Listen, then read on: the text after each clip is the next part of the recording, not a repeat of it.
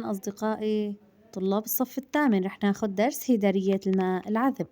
رح نتعرف المفاهيم الأساسية: قرص قاعدي، خلية لاسعة المجسات، خلية بينية، خلية مغذية، شبكة عصبية، وخلية حسية، وخلية غدية. سأتعلم أقسام الشكل الخارجي لهيدرية الماء العذب، وبنية جدار الجسم عند الهيدرية، والوظائف الحيوية لدى هيدرية الماء العذب. الحس عند هيدرية الماء العذب: يمكن أن نلاحظ أعداد كبيرة من الهيدرية في أحواض تربية أسماك الزينة مستقرة تحت النباتات المائية وسوقها، وشكلها يشبه الصورة واحد. أقوم بلمس أحدها بإصبعي أو ألاحظ أن جسمها ينكمش مثل هذه الصورة. تعي نشوف من شو بتتكون الشبكة هون العصبية عند الهيدرية. تعال نشوف هون. شوفي، خلية ظهارية عضلية ظهارية، خلية حسية، قاعدة الخلية العضلية اللي تحتوي على الألياف العضلية، وخلية عصبية متشابكة، خلية عصبية أخرى، وخلية حسية. شوي الرسمة معقدة بس يعني احفظوها. قلل انكماش الهيدرية عند لمسها، لأن الهيدرية تمتلك شبكة عصبية مرتبطة مع ألياف عضلية. إذن علل انكماش هيدرية الماء العذب عند لمسها، لأن الهيدرية تمتلك شبكة عصبية مرتبطة مع ألياف عضلية. أتذكر جدار جسم الهيدرية وأبين كلا من الخلية العصبية والخلية الحسية. طيب رح أروح لكم على هديك الصفحة. بنلاحظ هون تتنبه الخلية الحسية وينتقل التنبيه إلى الخلية العصبية وينتشر عبر الشبكة العصبية. تصدر الشبكة العصبية الأوامر الحركية للألياف العضلية فتتقلص وتحدث الاستجابة. تبدي هيدرية الماء العذب حساسية عالية للمنبهات الداخلية والخارجية. ليش؟ لأن كل من الطبقتين الخارجية والداخلية في جدار جسم الهيدرية توجد خلايا حسية وشبكة عصبية تنقل الأوامر الحركية إلى الألياف عضلية التي تستجيب فتتقلص وتؤدي لانكماش الجسم. تمتلك الهيدرية ومع آيات الجوف الأخرى أبسط جهاز عصبي في المملكة الحيوانية.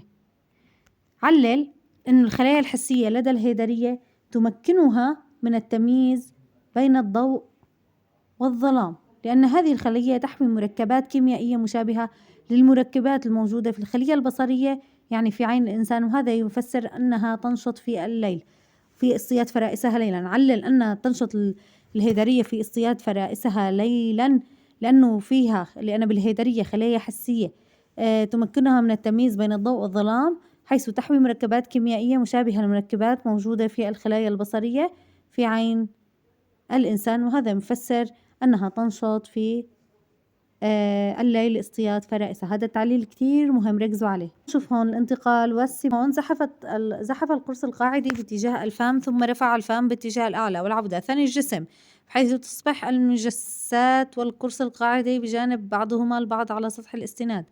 ثني الجسم مرة أخرى ووضع القرص القاعدي على سطح الاستناد، والعودة إلى الوضع الطبيعي، رفع القرص القاعدي للأعلى وتصبح وضعية الجسم مقلوبة ثني الجسم، بحيث يصبح الفم والقرص القاعدي بجانب بعضهما البعض على سطح الاستناد. إذن شو حركة السباحة؟ الانقلاب والزحف. طلاب هون مهمة، أنا حيوان مفترس بامتياز، أحب العوالق الحيوانية اللي هو برغوث الماء، حيث أقوم بشل الفريسة بواسطة المجسات تغزر في الخلايا اللاسعة، وأقوم توجيه الفريسة نحو فمي، ثم يتم إدخال الفريسة إلى جوف المعوي لتبدأ عملية الهضم. هون كيف بصير عندكم التغذية عند هيدرية الماء العذب. إذا قلكم كيف التغذية هيك بتصير.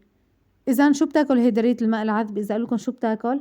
البرغوث، كائن اسمه البرغوث، برغوث الماء. شوفوا الخطوة الأولى شل الفريسة بواسطة المجسات التي تغزر في الخلية اللاسعة. الخطوة الثانية الافتراس، توجيه الفريسة نحو الفم بواسطة المجسات وانفتاح الفم، ومن ثم إدخال الفريسة إلى الجوف. الخطوة الثالثة هضم الفريسة. مكونات الخلية اللاسعة: زينات حساس، كيس مملوء بمادة سامة وحوي خيط ملفوف. وظيفة الخلية اللاسعة الدفاع عن النفس وشل الفريسة. أتتبع آلية عمل الخلية اللاسعة بعد ملامسة جسم الفريسة للزناد الحساس. يتنبه الزناد الحساس عند ملامسة الفريسة، حيث يتم إفراغ محتوى الكيس ويتشعب الخيط إلى الخارج، ويتم حقنه في جسم الفريسة، مما يؤدي إلى شل الفريسة بواسطة المادة السامة التي كانت تغمر الخيط في أثناء وجود الكيس. شو أنواع الهضم عند الهيدرية؟ هضم جزئي وهضم كامل. ركزوا معي وانتبهوا. الهضم الجزئي تبدأ عملية الهضم حيث تفرز الخلايا الغدية مواد كيميائية تسمى الأنظمة تقوم بهضم الطعام جزئيا. الكامل بيكمل الهضم الجزئي، يعني بعد ما ينهضم هضم جزئي بيرجع بنعمله هضم كامل. الهضم الكامل تدخل جزيئات الغذاء المهضوم جزئيا إلى داخل الخلايا المعدية إذ تقوم بإتمام عملية الهضم بالكامل. الإطراء عند الهيدرية تتخلص الهيدرية من الفضلات التي لم تهضم في الجوف المعوي عن طريق فتحة الفم التي تمثل الفم والشرج معا. يجري انتقال هون التنفس ونقل الغازات. يجري انتقال الأكسجين من الطبقة الخارجية إلى الطبقة الداخلية ثم إلى الجوف المعوي. يجري التخلص، هذا ممكن أجيب لكم إياه صح وغلط طلاب. يجري التخلص بجوز أقول لكم بدل كلمة ثاني أكسيد الكربون ثاني أكسيد الكربون حط لكم الأكسجين، بتخلص من الأكسجين ولا من ثاني أكسيد الكربون هي مثلا، يعني عم بفترض عبر هون. يجري التخلص من غاز ثاني أكسيد الكربون عبر خلايا الطبقة الداخلية ثم إلى الجوف المعوي ثم إلى خارج الجسم عبر الفم. جميع الخلايا على تماس مباشر مع الماء. يدخل الجسم منحل بالماء ويخرج ثاني أكسيد الكربون عبر سطوح الخلايا. لا تمتلك الهيدرية جهاز تنفس ولا جهاز نقل لكي ينقل الغازات من وإلى خلايا الجسم، فهي تستطيع التبادل الغازي عبر كامل سطح الجسم. نقل المواد الغذائية. تقوم الخلايا المغذية بعد انتهاء عملية الهضم النهائي بتوزيع نواتج الهضم على جميع خلايا الجسم، لذلك لا تمتلك الهيدرية جهاز نقل متخصص في نقل المواد الغذائية. إذا لماذا لا تمتلك الهيدرية؟ هم في سؤال، لماذا لا تمتلك الهيدرية جهاز نقل متخصص في نقل المواد الغذائية؟ ليش؟ لأنه تقوم الخلايا المغذية بعد انتهاء عملية الهضم بتوزيع نواتج الهضم على جميع خلايا الجسم. فهمتوا؟ هلا أنا اللي بركز لكم عليه هون بحط لكم تحتهم خط، هدول احفظوهم. نلاحظ هون بالتكاثر الجنسي عنا نطفة بويضة بيعطيني بيضة ملقحة. في عملية تبرعم خلية بينية في جدار الجسم، برعم صغير.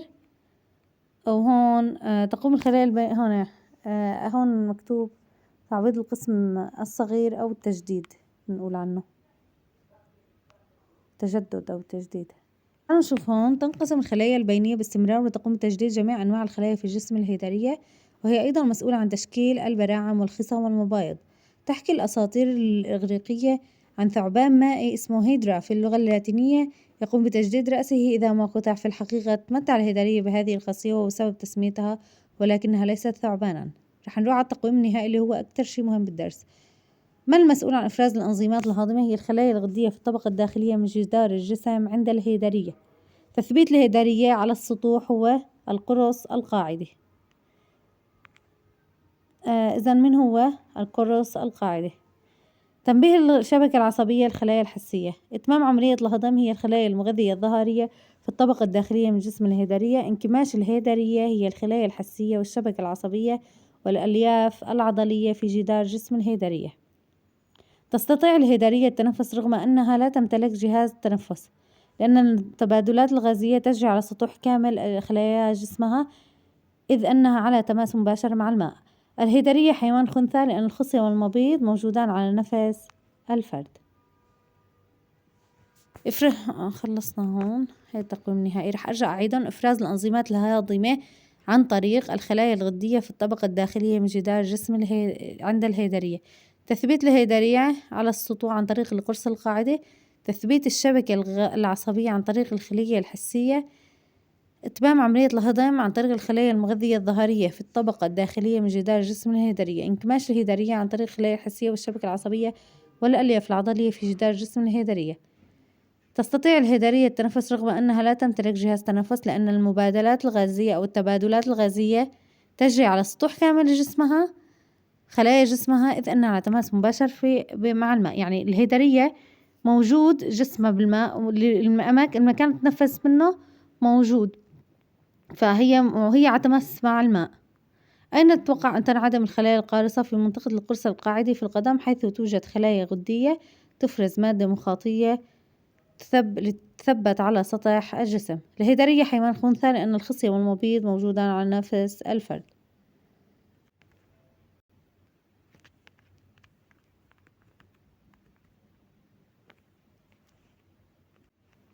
هون طلاب صفحة 55 حلة 56.